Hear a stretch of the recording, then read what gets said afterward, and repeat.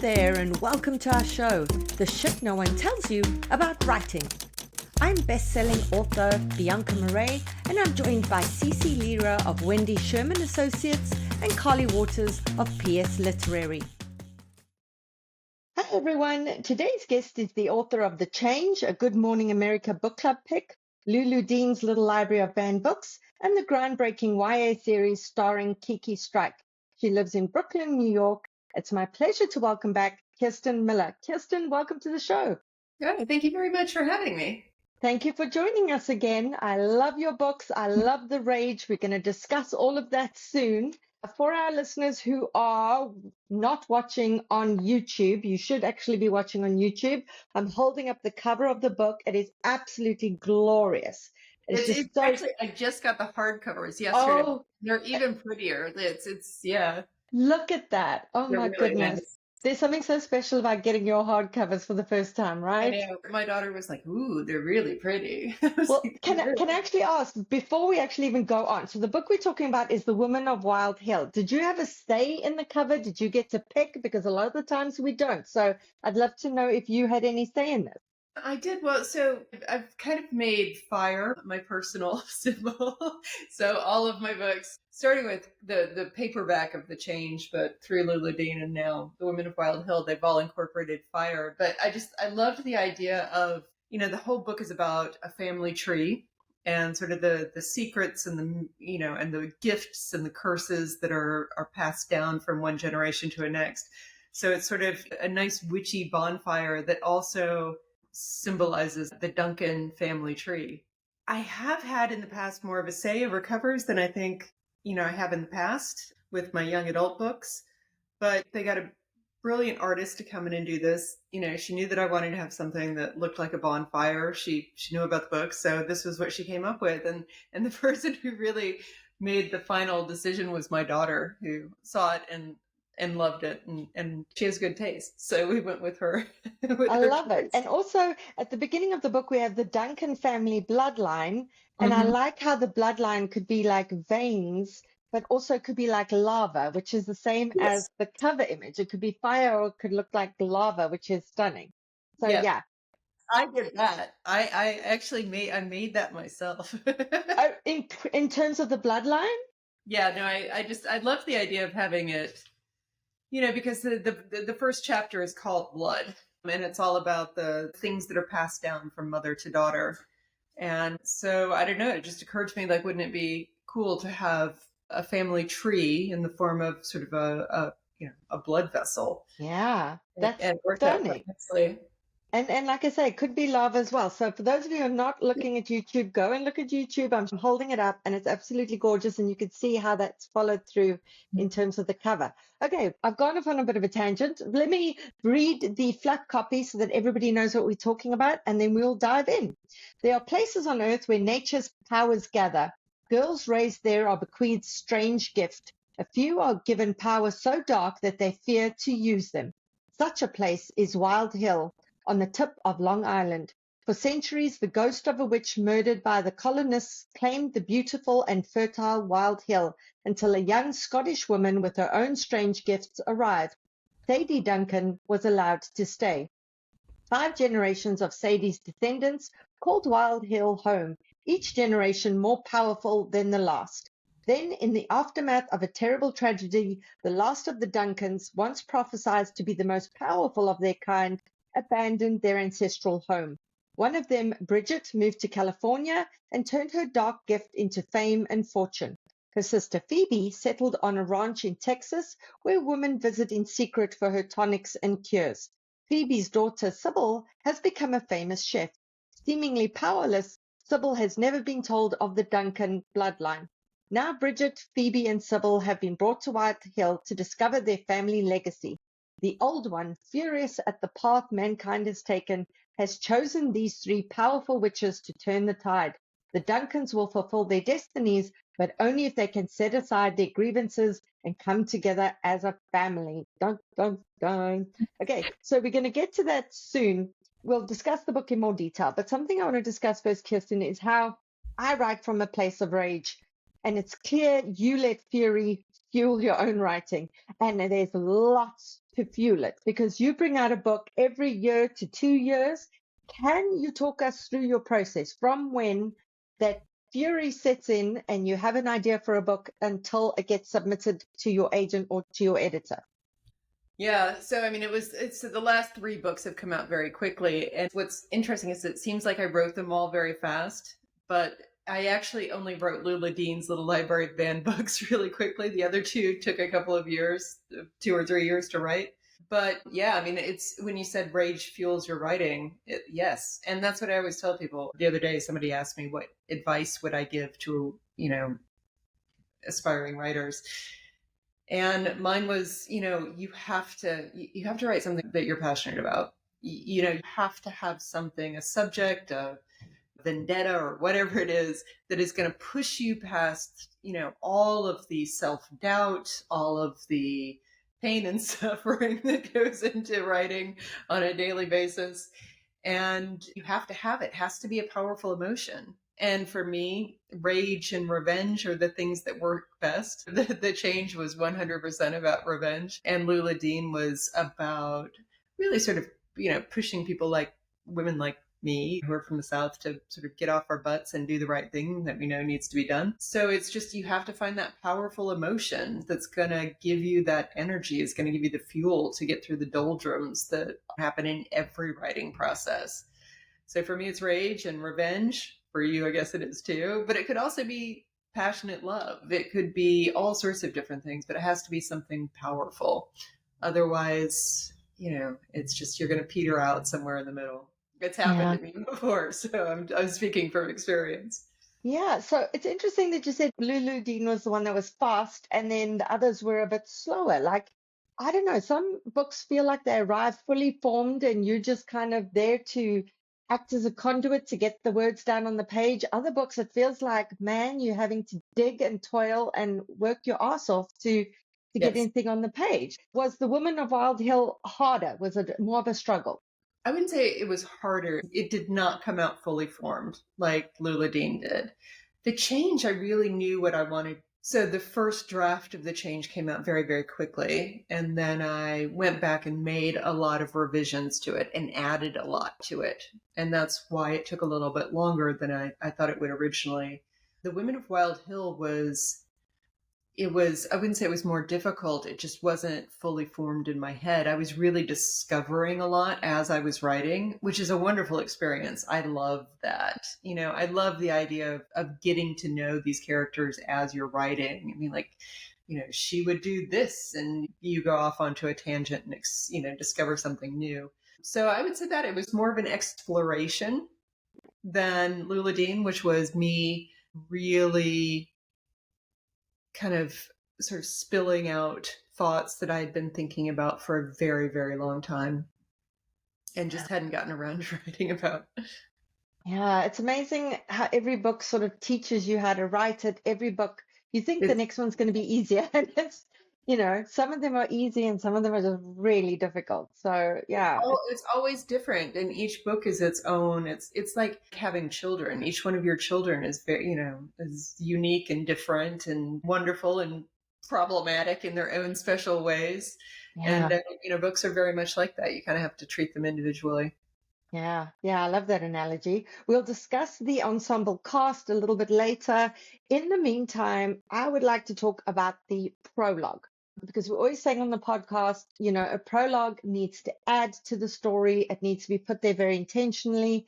Often writers will say that they started writing without a prologue and then it came afterwards. So can you first read us the prologue, please, because it's incredibly powerful. And then I'd like to discuss how it came about and the intentionality behind it. Sure. So the prologue, it's called Blood, and it's in the voice of the butch who was murdered by colonists. And she says, every morning when I was a wee girl, women would come knocking at our cottage door. They came to see my mother, who was known far and wide for her tonics and potions. In the iron cauldron over our fire, she would cook whatever was needed. A remedy for a persistent fever, a salve for a bothersome rash. If she deemed her guest trustworthy, she might fashion a philter to entice a reluctant suitor, a draught that could empty the womb, or a poison to rid the woman's house of a troublesome pest. Even as a child, I knew what could happen to women like my mother. Her very own sister was put to death by order of the king. When it came time to begin my training, my mother told me what made us different. A powerful elixir flowed through our veins. By then I knew blood was essential for life to flourish. Spill too much and death would follow. My mother pricked her finger and showed me the drop. Inside were thousands of years of our family history, she told me. It held our treasures and secrets and fatal flaws. All of it was passed from mother to infant in an exchange so perilous it often proved fatal. But if the child lived, it would inherit a unique set of gifts. If it was a girl, she would learn our ways. I wanted nothing more than to follow in my mother's footsteps, but she knew from the moment I was born that I was meant for something different. My gifts would carry me far away, to a land we hardly knew existed, to a place called Wild Hill. The old one had chosen me for a special mission. I was to watch over 6 generations of the Duncan family and wait for their bloodline to produce the most powerful of our kind. So yeah, it came after. It was not the first thing I wrote. I wouldn't say it wasn't the last thing I wrote either, but I wanted to begin with that because this is that whole idea of blood and this idea of sort of these treasures and curses being passed down through a family line. It's, at the heart of the book. It's the idea that ties everything that you read going forward together. So it was just a wonderful way to kind of make sense of everything that you read after that and introduce us to this character who ends up being incredibly important to the story, even though she's not one of the protagonists. Yeah. And, it's so interesting to begin a story with a character who isn't one of the protagonists, but who is so essential, because generally readers become attached to one of the first characters they see. And in an ensemble cast, we generally say begin with one of the most important characters. And then you flip that on its head, but it gives such brilliant context, especially in terms of a book about witches, because so much about the whole witch lore is that this magic is passed down through the maternal line, mother to daughter to granddaughter, and so it goes. And that just sets it up so perfectly. Yeah. And also, in that, it's only a page long, but it foreshadows a lot of what happens in the book, sort of the dangers that these women face from the outside world, the punishment that society will often deliver to them. You get a sense of a lot of what's going to happen just in that one very short passage. Yeah, it's amazing how this gift gets handed down, but you get punished so much for having this gift, right? It's such a double-edged sword.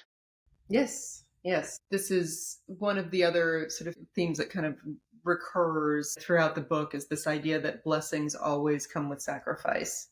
The concept that most people would understand is this sort of yin and yang. There's the dark and the light.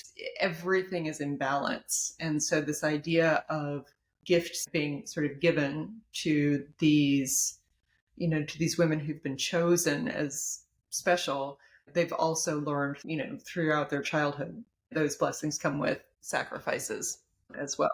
It also speaks to so much about what it is to be a woman, because women are raised to be, self-sacrificing in the name of motherhood, in the name of so many things, whereas men are allowed to pursue something because they want it for themselves and they will get the benefit of it. But women are taught to constantly sacrifice themselves for the greater good and for everyone else's happiness. And so I love how that ties together with so much of the story.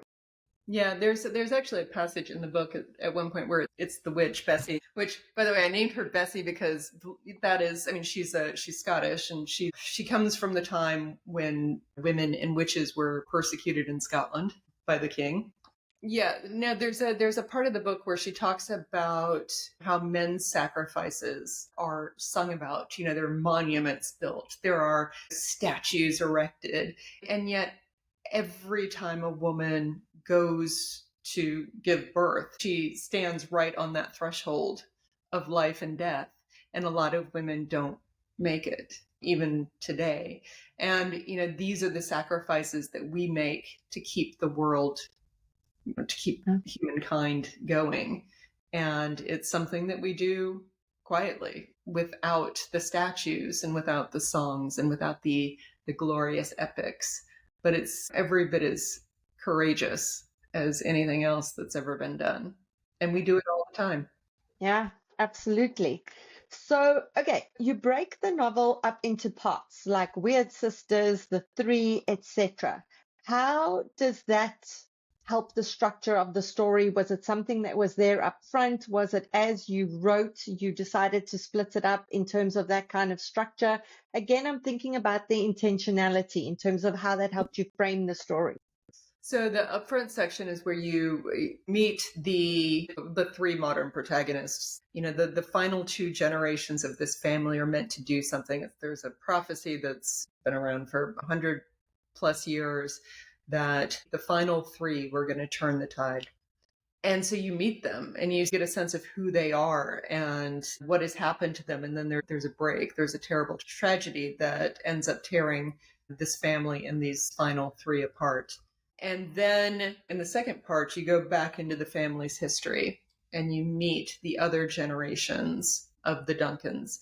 And it's really, it's funny because somebody described it as backstory, but it's not backstory at all. You are finding out how the gifts that they are going to use to do what needs to be done are handed down from generation to generation, and you see it passed from line to line, and you see what their mission is going to be becomes clearer and clearer as you sort of meet each of these women who's come before.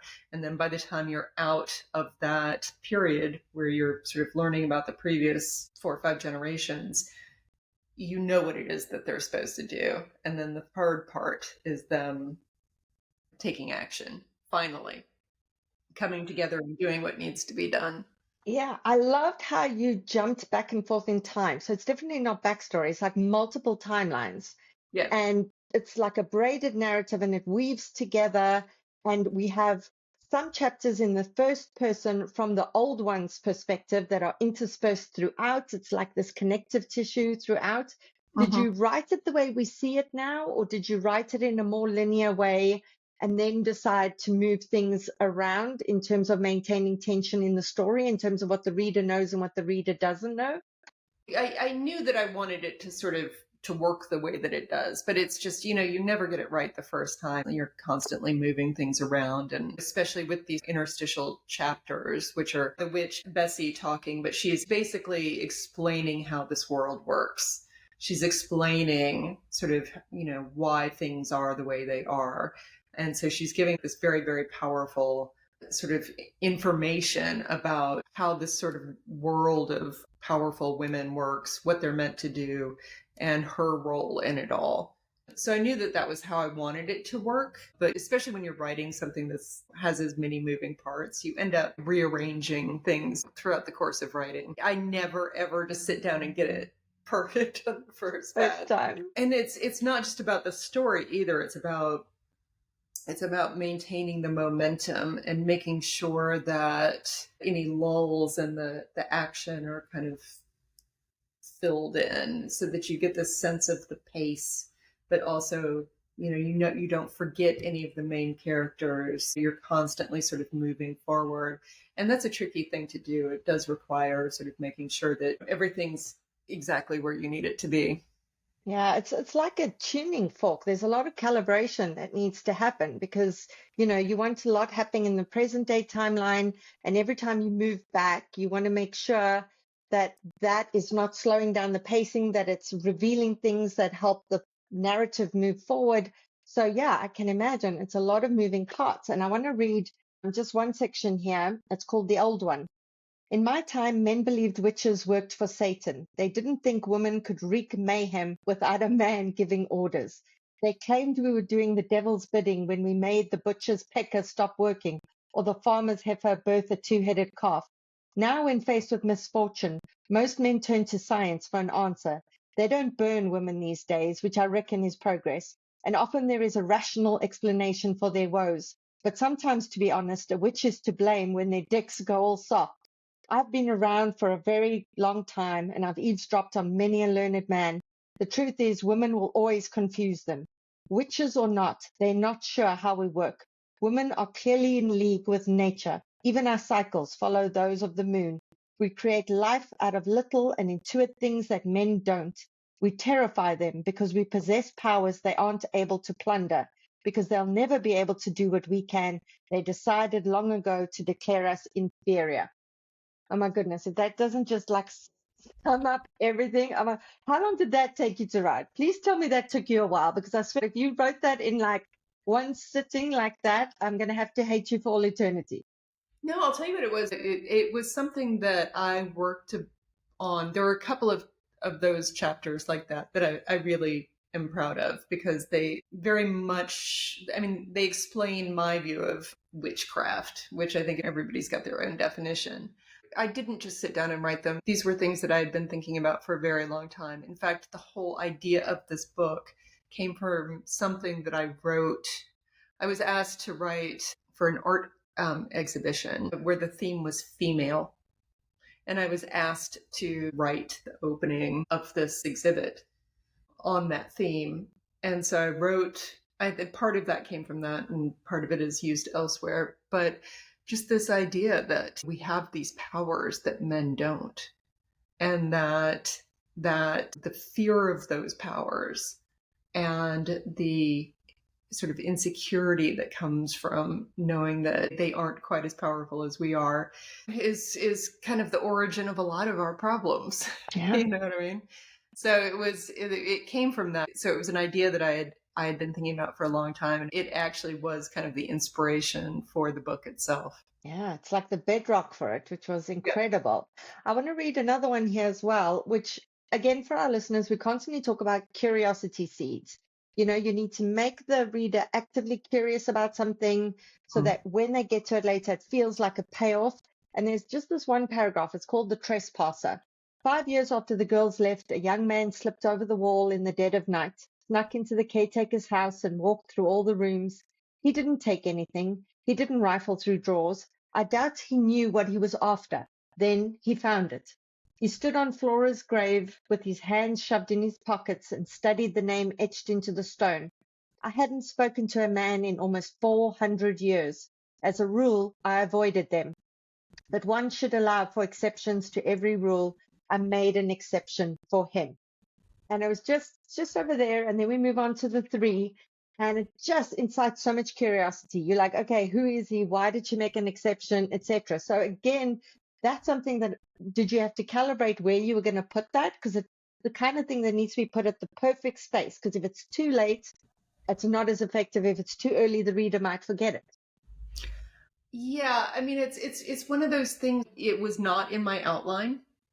It was not something that I had originally had in the kind of the grand plan of the book. But it was just, it felt so right at that moment, because he does end up being a very important character.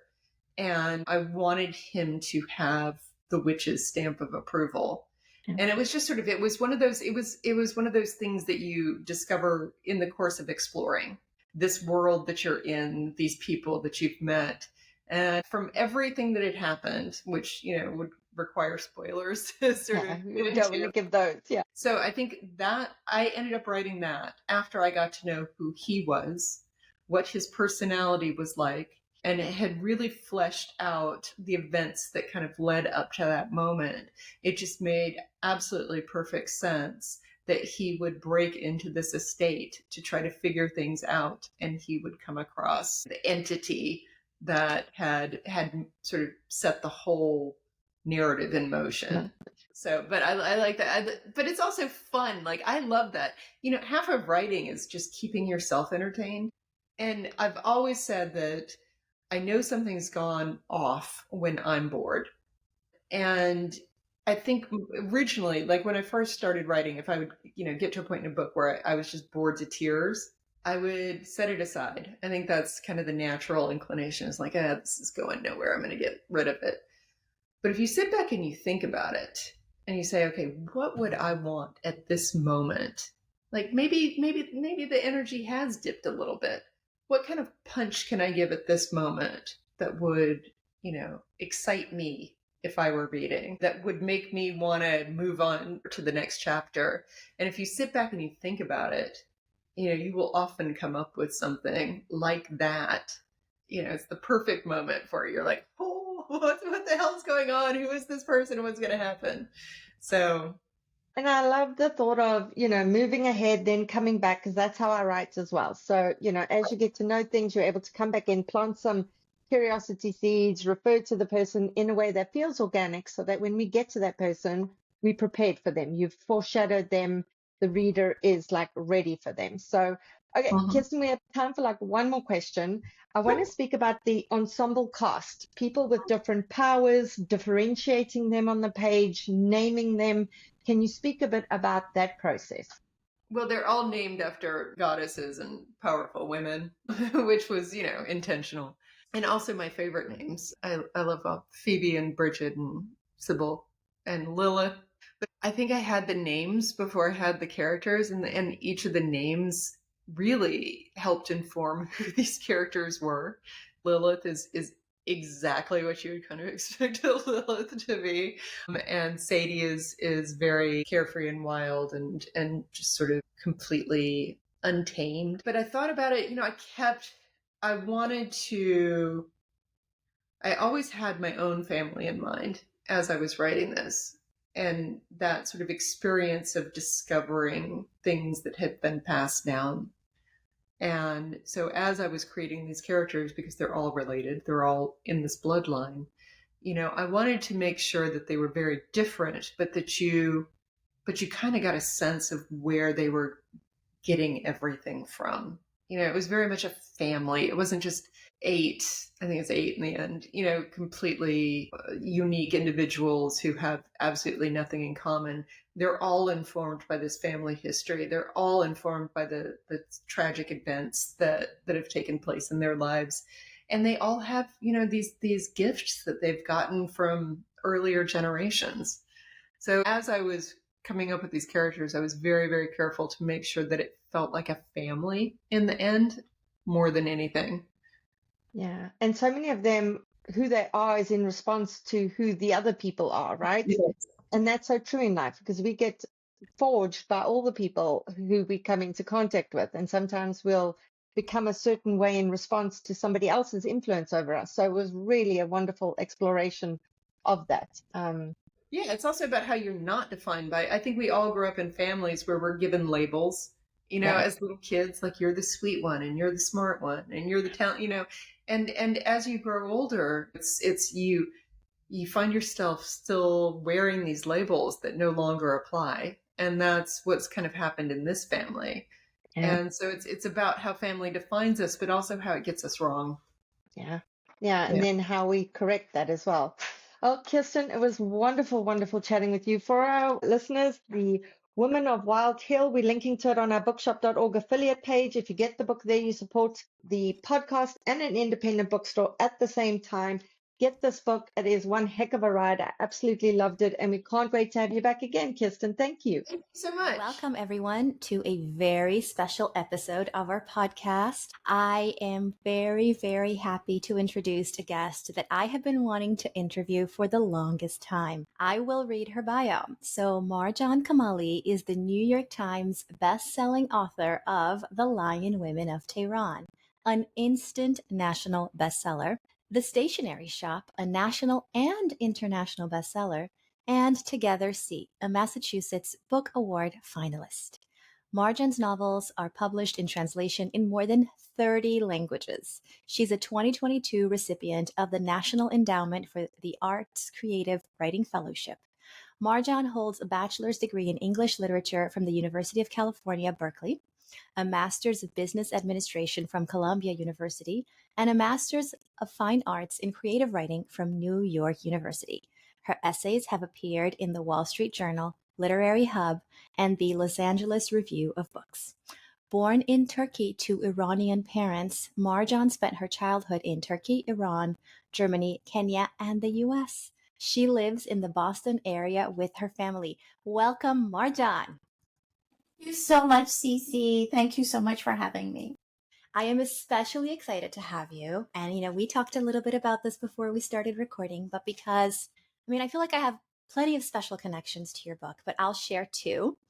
The first is that back in December, when my mother-in-law came to visit, she comes to visit usually around Christmas every year. She and I always read a book together. And the book we read last year was, of course, The Lion Women of Tehran. And we kind of have a little mini book club thing going where it's so fun.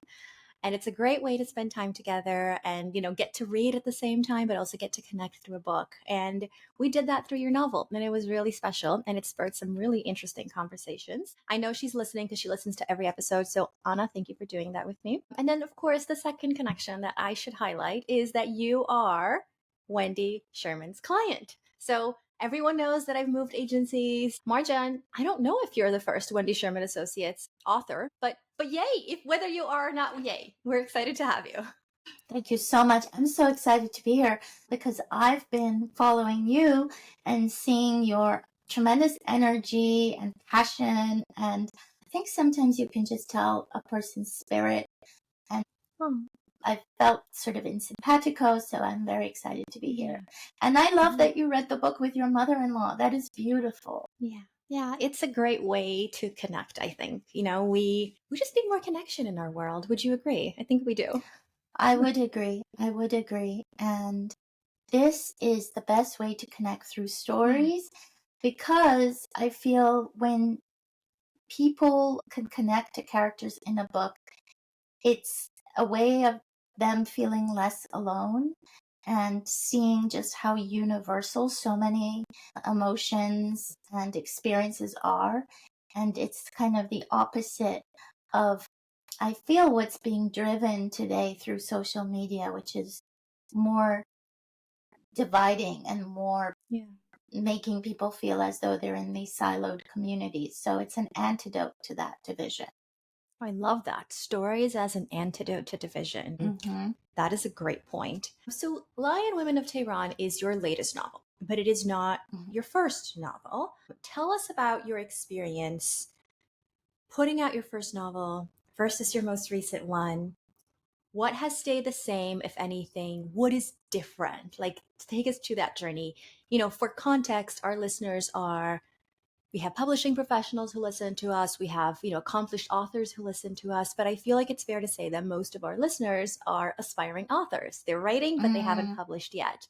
And so I know they would be really interested in hearing from someone who has your track record. What stays the same? What's different? Could you talk a little bit about that? Well, for me, it's a world of difference because my first novel, between when I wrote the first few sentences in my spiral notebook at the back of a business school lecture hall, I'll have you know, to when it actually was being sold in bookshops, that time period was 13 years. So it took me 13 years to get it published, and 6 of those 13 years I took off. But I think the most different aspect between then and now is when you're first starting out, and I'm speaking to your aspiring writers, your aspiring authors, because deep in my heart, I'm always that. No matter how established you become, what level of success you achieve, you never forget that feeling. It's always with you. And what I would say to those listeners is we're often told that life is short. And we're often told that, we need to hurry it up. But I would say to them, please remember that life is long and you need to throw away the clock. Stop putting pressure on yourself. I need to be published by 30. I need to be published by 40. None of that is true. You just have to tell the story you want to tell in the best way you possibly can. If that takes 13 years, so be it. If I were to tell you today, Cece, that my first novel, Together Tea, came out in 2013 versus 2010 versus 2007, would you really care? I mean, would you be like, oh my goodness? No, because what matters is that the book is good. But at the time, those timelines really seemed to matter to me, but I learned to let go of that pressure. I feel like people are going to think that I asked you to say that. I did not. Everyone, if you are listening, I did not ask. I had no idea she was about to say this. It's just that, my big thing on the podcast is always ambition over anxiety. Like, put your ambition first. It's your anxiety that's making you say or determine that you have to be published by 30, 40, 50, whatever it is. It is all nonsense. You are so right. It is all nonsense. All nonsense. I love that. And I think that you'd agree that the reason why you are so successful is in part, it's always a combination of factors, but the fact that you did put your ambition over your anxiety, right? The ambition to tell the best possible story. I love that. I love that. It took some trials and it took some stops and starts and great advice from wonderful teachers for me to get there. Yeah. I don't want to pretend that was my mindset in my 20s, but I learned that just the deep importance of patience. Wow. Okay. I'm like touched by this. So, what would you say was the single best decision that you've ever made that contributed positively to your writing career other than honoring patience? It could be like an investment. It could be like getting an MFA. It could be joining a writing group. It could be, I don't know, reading books intentionally. I don't know what it would be. And I also don't mean to kind of give you a multiple choice answer because that would be ridiculous. But what would you say was like the very best decision you've ever made? Looking back, you were like, oh, that was really smart, Marjan. The best decision I made was to listen to my inner core above all else. Because for a long time, I kept waiting for other people to come on board with my desire to become a writer. I kept waiting for my mother to throw her arms around me and say, fantastic, what a beautiful idea you have. Or I kept waiting for the other moms in the school at the pickup line to be like, you know what, I'm really excited that you want to write a book and I can't wait to read it. Things like that. Those things may happen for you, they may not happen for you. It's completely irrelevant. You don't need anybody's encouragement, nor their permission, nor their approval. All you need is to know inside yourself, this is what I want to do, this is what I need to do, this is something I will give myself, and as long as it takes. And I think once you realize that at the end of the day, it's really not about the other people. They're wonderful. They can be incredible sources of support and encouragement, perhaps, but that is really irrelevant. You have to trust your inner core and you have to listen to that and know that that's sort of your moral compass. So interesting. And eventually, though, you started working with an agent and editors and a team, right? Like eventually it wasn't you in isolation, I suppose. How did you reconcile that? Like, did you ever get advice, perhaps editorial direction, perhaps something else that you were like struggling with, that you disagreed with? How do you maintain that balance, I guess, is my question. Well, it's sort of part and parcel of the same philosophy. Obviously, in order to get your books published and in order to have them reach an audience, you cannot do it alone. You do need a team. You need a good team. But it's part and parcel of the same philosophy because you hopefully are in a position of privilege where you align yourself with people who share that same vision and who share your same sort of long-term goals. Early on in my career, Cece, I got some terrible advice. I was told to do things to my first book very early days, when I was still workshopping it, for example, in classrooms. And I remember sometimes you can just tell, your instinct tells you no. I remember in one of my workshops, somebody said, well, we don't need another Iranian American story that's about, a young woman who's supposed to get married. And I thought, but actually we could have 100 of those and that's okay. Every step of the way, more and more people join your team, and that's a beautiful thing. It's a little like when Dorothy is going through her journey in The Wizard of Oz, and first she meets the Scarecrow, and then she meets the Tin Man, and all along you gain characters in your journey, but if they're aligned with who you are, that is, I think, a very important thing. And I'm so blessed right now to have an amazing team. And it is a team. I do not get the Lion Women of Tehran, for example, out into the world alone. There is an entire team of Lion women who work so hard to make it happen. I love that. Speaking of the book being out in the world, I feel like the average person, not our listeners are very smart and know better, but the average human on the street would think of writing as a solitary profession, as like, oh, this writer sitting down, typing away on their laptop. You know, maybe they have tea with them. Maybe they have, I don't know, a glass of wine. But like, it's just writing. It's just you and the muse. And everyone else does all the other stuff. You know, the editor does the editing, the publicist does the publicizing. And we know that's not true. We live in a world where authors are expected to promote their book, to come on podcasts such as our own, to tour, to use their connections and really leverage sales, because the partner is expected to be a partner in all things, not just a partner who produces the material, the writing material.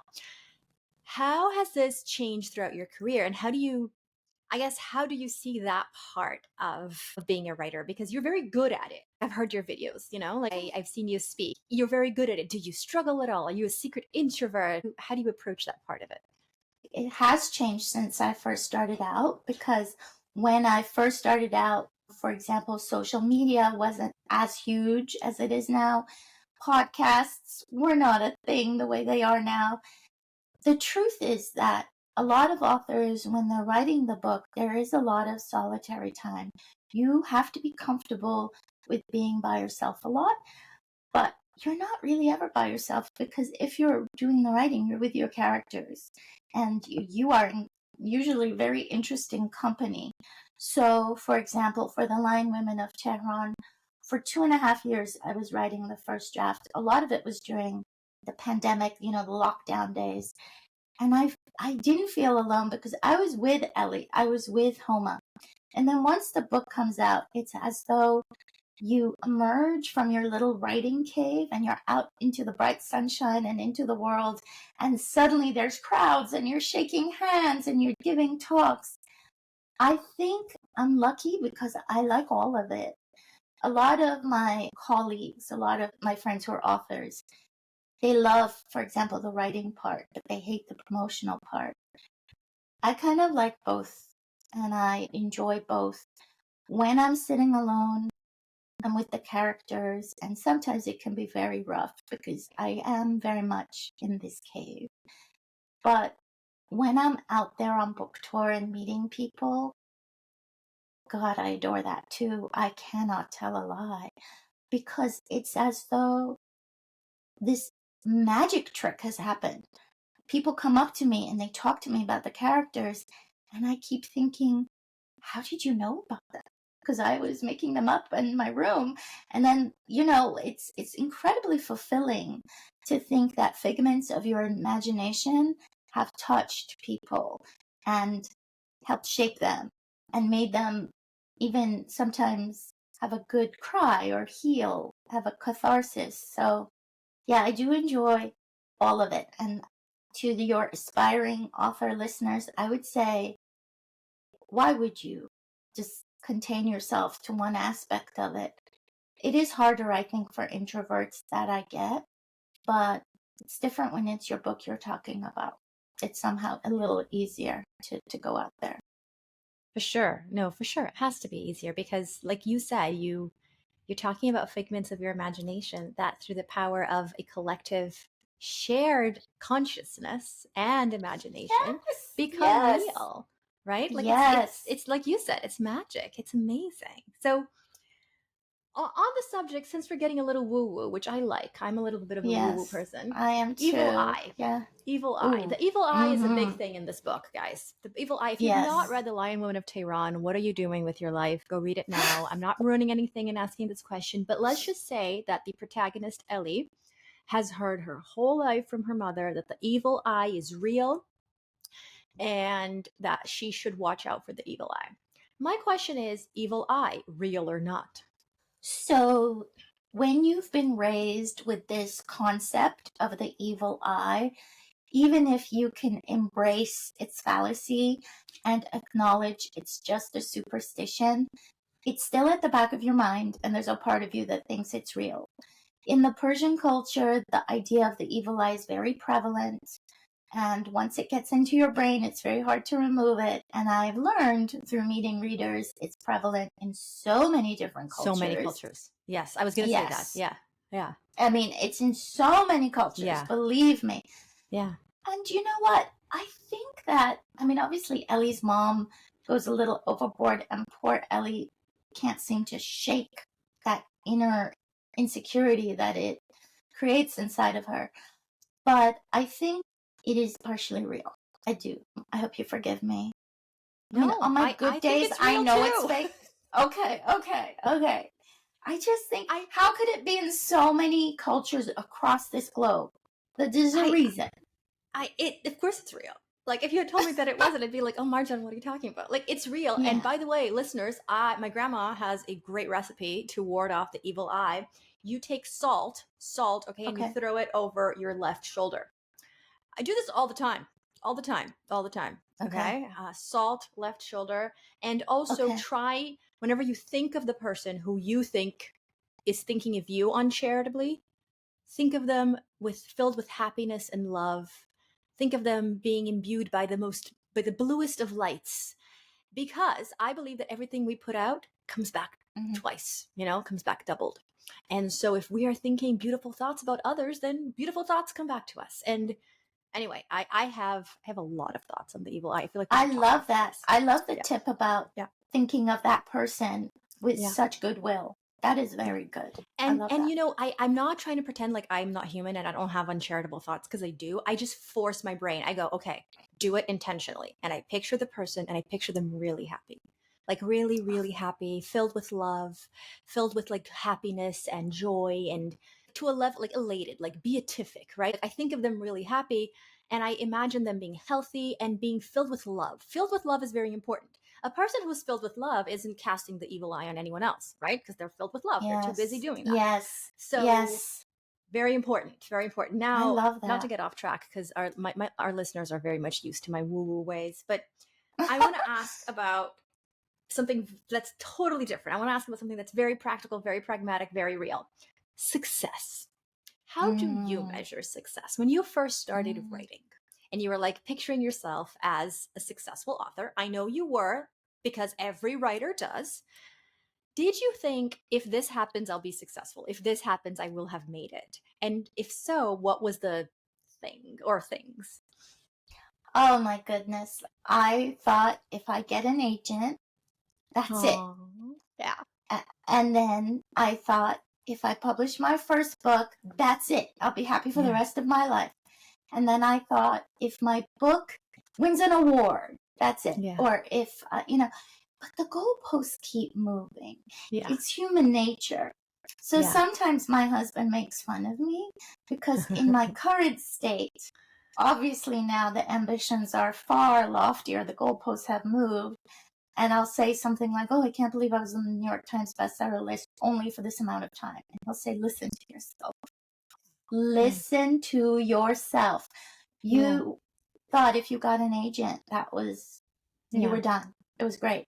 So, it's human nature to do that. We always adjust, don't we? We adjust to what we have. But true success, quite frankly, and no spoilers, but at the end of the Lion Women of Tehran, Homa, I won't say who she's writing to, though I suppose I just gave a bit of a spoiler away, because some people may not know she's still there at the end of the book, but regardless, Homa says, I don't wish success for you. I don't wish all these lofty things for you. I just wish for you the ability to be free. And I think that's true success. And when I think of the ability to be free, it doesn't mean I can go march in the streets per se, or freedom of speech, freedom of religion. Those are all so important.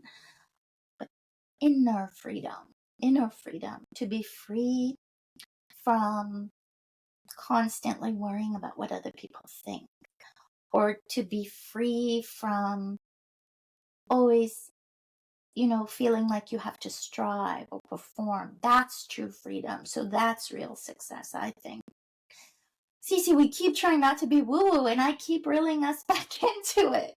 But it's beautiful. I love it, though. Like, I'm getting emotional right now, because I have never thought about it this way. And as soon as you said it, I knew it was true. Like, I have never been able to put it in these words. And God knows I talk a lot, so I put a lot of things into words. That is so true. Okay, I was going to say, well, the real success for our listeners is the fact that you sell copies so steadily. Like, I feel like a lot of writers have these goals: New York Times bestseller list, USA Today bestseller list, six-figure deal, whatever.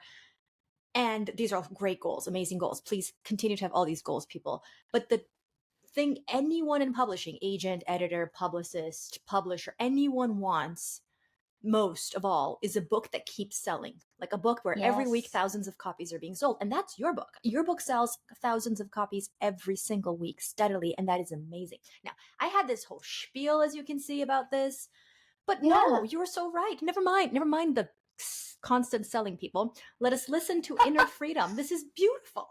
This is beautiful. We can have both. We don't have to choose. I know we don't have to choose. We can have both, and dare I say, if you focus on your inner freedom and sort of that truth, maybe it might reflect a bit more in your writing and speak to people. So it's not unrelated, I think. I don't know. It's hard to say. I love this. I'm like, this is the most emotional I've ever gotten in an interview. I got get it together, Stacey, get it together. I wanted to talk about specific writing techniques you rely on. I guess I'll start by asking, this is not a spoiler because it's in the very beginning of the book, but Lion Women of Tehran starts with, it's not called a prologue, Marjan, but I'm just going to be honest with you. It's a prologue. Chapter 1 is a prologue. Ellie is an adult in New York in the 80s. Right? Yes. And then chapter 2, she's a 7-year-old child. So you can call it chapter 1. I call it a sneaky prologue, which I'm totally in favor of. We are pro sneaky prologues. You're so observant, because for the longest time it was the prologue. So I did name it the prologue initially. So wait, then why did it change? Why did people make it chapter 1? Then we just made it chapter 1. Yeah. Just no big seriously behind it? Yeah, just did it. No. Yeah, but in my mind, it was, in my draft, always prologue. Interesting. Okay. Well, then, my question is, has it always, because you could have just started the book with Ellie as a 7-year-old where you start chapter 2, right? Like, have you always had this prologue? Was that something that you added? What we always say on the show is the job of a prologue is to add mood and or mystery. So one or the other, the best ones do both. Your prologue definitely adds mood, like so much, but it also adds an overarching mystery to the story, which is, why did Ellie and Homa, why are they no longer in speaking terms? Because in the prologue, Ellie is in New York and she gets a letter from Homa. She hasn't heard from Homa in a long time. And her mom says, and I'm not reading from the book, but her mom says something like, it's good that she reached out because it's about time that you two talk it out. Something like that, indicating potential conflict, a falling out. Her husband says that, actually. Her husband says that. Okay, Ellie's I totally thought it was that. Ellie's mom. Yeah, okay, totally he says it's time. It's time for you guys to. Yeah. So with that simple prologue, what are we adding in terms of layers of relationship? We're adding that her husband knows what's going on, which shows the strength of their relationship. That's really important. We're adding there's an overarching mystery between Ellie and Homa. So when we see Ellie and Homa become friends when they're 7, we know something's going to go wrong at some point. We don't know when. My question is, when you added that prologue, were you trying to add that mystery? Like, what was the goal? Has it always been there? How did this evolve? I am fascinated by how the finished product, right? And YouTube listeners can see me holding it up. What were the previous iterations of this finished product? I think that's really fascinating. So many previous iterations. It's such an evolving process. Here's the thing. I've written 3 novels so far, and in all 3 of these books, we start a little bit into the future, and then we go back in time. That's just my thing. I love the prologue, and you are correct. In the Lion Women of Tehran, the prologue, chapter 1 is really the prologue. Here's what I'm trying to do. I want the reader to be introduced to these characters, to understand we're in this current situation because of something that happened in the past. And things are awry. There is a certain conflict, something unresolved.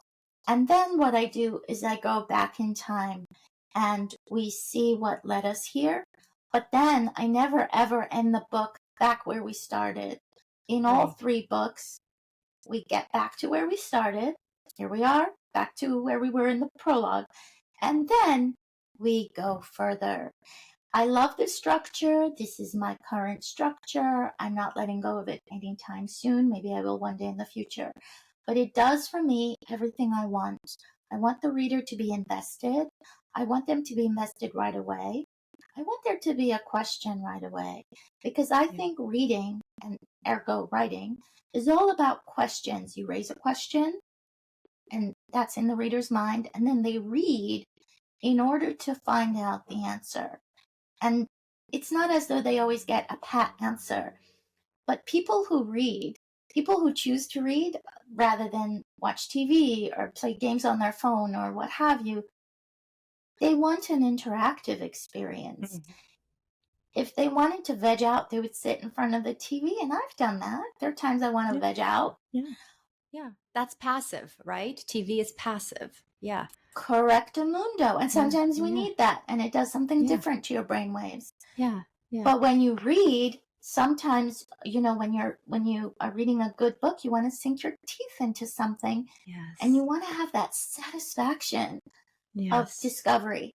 And so that's why I want to take the reader along for the ride. What I try not to do is I try to always write to my most intelligent reader and to not write to the lowest common denominator, because if I were to write to the lowest common denominator, my goodness, there would be a lot of explaining I would do. But I give my reader credit. I think to myself, the person who's picking up this book is curious and wanting to go on a journey with me. And it is my job to give them that satisfaction and to give them that experience. I'm not going to rob them of any of it by spoon feeding them too much. Again, listeners, I did not ask her to say any of this. I promise I am just as surprised as you are. Thank you, Marjan, for validating what we've been saying, but you're hearing it from a New York Times bestselling author who sells so many copies. This is so great. Like, people are, now I will finally be able to say, don't listen to me, listen to Marjan. What I think is genius about the prologue is it imbues the reader with both dread and hope. Dread because I know they're going to fall off, but hope because there's still more. Like, I know that I am going to see what happens after Ellie gets the letter. So there's still hope. It can't just be dread, right? Because if it's just dread, I mean, I suppose it can, but it wouldn't be this book. Like, this book is still, at the end of the day, a book that gave me hope. It dealt with some very difficult themes for sure. But it did make me feel very, actually, it's not even hopeful. It's hopeful as well, but it's more than hope. I felt empowered reading this book. Oh, I love it. I wanted to be a lion woman too. You know, I was like, I can do this. And I love that feeling of empowerment. It's so, it's so precious to me as a reader. So how did you make the POV selections in your novel? Like, why'd you start with Ellie? How did you take it from there? Well, when I set out to write this novel, I always set a challenge for myself with each book. So my previous 2 books had been all close third POVs. In Together Tea, you have the mother and the daughter close third. In The Stationery Shop, you have a few characters. You have the 2 lovers, you have the stationery shop owner, the mother of Bahman, our hero, close third POVs. My challenge for myself with this third novel was to write first person POV for a book. I had done it for short stories, but never for a novel. And I had written a fair amount of the first draft when I just knew in my soul something was missing, but I couldn't pinpoint what it was. And one day I went on a long walk. Walks are, for me, very integral to the writing process. I don't listen to anything when I walk, just walk and meditate. And on my walk, it like hit me like a ton of bricks. Oh my gosh, I need to add Homa's POV. But I had resisted it because Ellie and Homa are the same age. Ellie and Homa are in the same city at the same time, and I was worried they'd sound alike. But once I admitted to myself, I need to do that which I was resisting, which is to write Homa's POV, and I forced myself to sit down and write it. Guess what? She took over, as of course she would, and she was so easy to write because she took over. Of course she would. She has such a strong voice, and they don't sound alike. Now, writer to writer, I can tell you and your listeners there's certain things I did. For example, Ellie's POV, first person, is always in the past tense. Homa's POV, first person, is always in the present tense. So there are little things I did to distinguish them. And then, if I may say, down the line, I even towards the end of the book added one more POV just for one chapter, which was Homa's daughter, Bahar. That's true. So we true. also have one chapter from her. That's true. However, hers isn't first person. Hers is closer. POV is so much fun, and you should just let yourself do whatever the heck you want with it. I feel writers constrain themselves. They're like, I can't introduce his POV towards the end of the book. Yeah, you can. You can do whatever you like. There are no rules with it.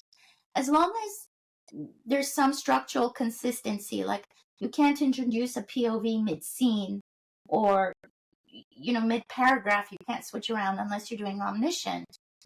And then, of course, you can do it all. Yeah. But I think POV is one of the most delicious and fun ways. Playing with POV is one of the most delicious and fun ways to tell a story. That's great advice. Just be free. Mm-hmm. I think that the struggle is that when you are writing a novel that has more than one POV, usually the first protagonist you meet is the protagonist the reader most imprints with. And in this case, like, Homa has a much stronger personality than Ellie's. It's not that Ellie doesn't, Ellie does too, but I don't like the word dominant, but I'm going to use it. Like, Homa's a force, right? Like, she's in a room, you have to look at Homa. You're not looking at anyone else. She's very much a force. She is very unusual. She's very opinionated. And the contrast between them is fantastic. I think also, if you're writing more than one point of view, to your point, you said this, they can't sound alike, or else it's like, well, they're interchangeable. And if they're interchangeable, I don't have strong opinions. Yeah. And also, like, no spoilers, but there is a very bad thing that happens to Homa, which Ellie blames herself for, kind of as she should. I love you, Ellie. I do, but like, as she should. And if we didn't have Homa's point of view, we wouldn't know what that experience was like, right? Like, it would have had to be Homa telling Ellie, and again, like, even that telling would have been complicated because of their dynamics, but I don't want spoilers because I'm a big no spoilers person. But yeah, we would need her point of view because we would need to go there with her. So interesting. Yes, and when the bad thing happens to Homa, we hear all of it from Ellie's point of view. Homa's POV doesn't come in until halfway through the book, but at that point, I feel the reader is devastated, hopefully, and hungering for Homa's POV, like thinking, oh my gosh, girl, how are you? And then she comes in and she's like, okay, so let me tell you what happened to me. Yeah. But see, it works because Ellie is the cause, right? In her mind anyway. Like, if it was just Ellie, it works because then there's a tie between them. That's really interesting. So we are nearing the end of our time, but I wanted to ask if you can tell us anything. If you can't tell us officially, I will stop recording and you will tell only me. Or I'll harass Wendy. Wendy, I can also harass you if you're listening. Yes. Can you tell us about your next book? I can tell you that I'm in the very early stages of discovering the story and writing it. And I don't know if you know this, Cece, but I'm very old school in my creative process, the writing of the books. I love to write longhand, especially for parts of the first draft. Yes, ma'am. I mean, we're at my desk. So for your audience members who are seeing this on YouTube, I am now, and podcast members, I'm holding up an inkwell. This is a bottle of ink. Yep. And look, this is a fountain pen. And what I do, my process for each book is, at the very beginning, I go to CVS. I don't go to a fancy shop in Florence, Italy to buy a leather-bound journal. I go to CVS and I buy a spiral notebook. This is my notebook for the stationery shop. Oh, look at all those tabs. Look at all those tabs. Oh my God. This is the notebook for the stationery shop. And look, this is the notebook for the Lion Women of Tehran. It even has stickers. You guys, I want that have notebook. Fun. It is guys, we must find a way to get that notebook. Well, this notebook, I mean, if you only, all my process is in here. On the first page, I write my themes. You can see for the Lion Women of Tehran, I've written girlhood, friendship, betrayal, joy, loyalty, sacrifice, school, letting go, recipes. So cool. I like to make the process fun, visceral. I was a kid who loved notebooks. I wrote a book called The Stationery Shop. You know I love stationery. So I do this for myself just to make it a little more fun. And so to answer your question, here's our book for the next one, the Untitled as of now. And it does have some blank and some filled. And then there's also stuff on my laptop. So this is the playing in the sandbox part of life. And just coming together with the themes. I like to think about the themes first and then go in that direction. And sometimes what I think is what the book is about is not what it's about, but but wait, you start with theme, then character? Like how, like map that out for me. Typically, I know it can change. I start with theme, and it's usually themes plural. So in this next book, I will share with you, Cece. I don't know if I've said this publicly, but one of the themes is going to be grief, and I have several other themes that I know of so far. And then I start with the characters, so I know my protagonist. I'm getting to know her, and I know a few of the other characters. There's a bunch of them. Look at your knowing smile. She has a knowing smile, everyone, as she's speaking. It's a Mona Lisa smile. Very knowing. Very smile. I know something you don't. Yes, because I don't want to say too much because it's such early stages. But yeah, it's like discovery. And I think you figured out by now that I don't outline ahead of time. So when I sit down and I start to write, whether it's with my pen or on my usually laptop, I just think to myself, I sit down, I'm like, what's going to happen? What's going to happen? And then at the end of the writing session, I'm like, oh my goodness gracious. Wow. That's the first draft. Please believe me when I tell you that in revision, it's like I'm a different person. In revision, I'm what my daughter would call a girl boss. In revision, I come in, I'm like, all right, we're going to get this in order. We're going to reassess the whole entire thing, get rid of anything that doesn't work, out you go. And I'm going to rearrange the order of events so that they have the maximum emotional impact on the reader. Because that's my kind of writing. So not everybody needs to do that. But for me, I'm going to change the chronology from maximum emotional impact. And then I become vicious in revision. It's like a different person walks into the room. Love that, though. Yeah. The first draft is like, Yeah. But you get to honor the loosey-goosiness, I guess, right? The untethered, open field, if you will, part of the creative process. But then you also become this army general who's like, let's put these ducks in a row. Like, that's right.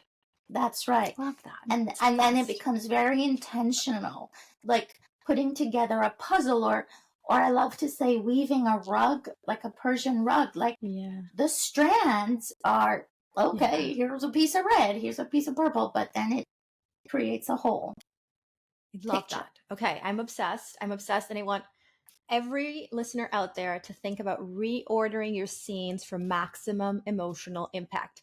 The lovely Marjan just said, you don't have to do that. That's my process. Yes, you do. I'm giving you homework. Everyone has to reorder their scenes now. Okay.